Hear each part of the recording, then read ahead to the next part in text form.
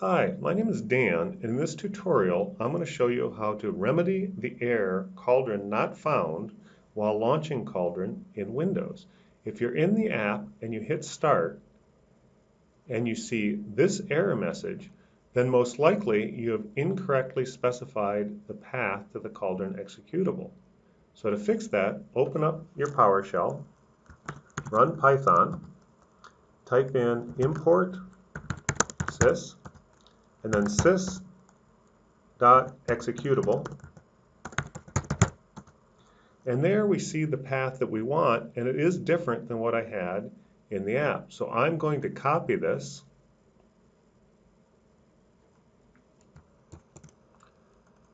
put it into the app, make sure it's correct, and then hit start. Now I've successfully launched Cauldron. If you have any more questions, please look us up at unnotebook.com, on GitHub, or contact us through Gitter. Thanks.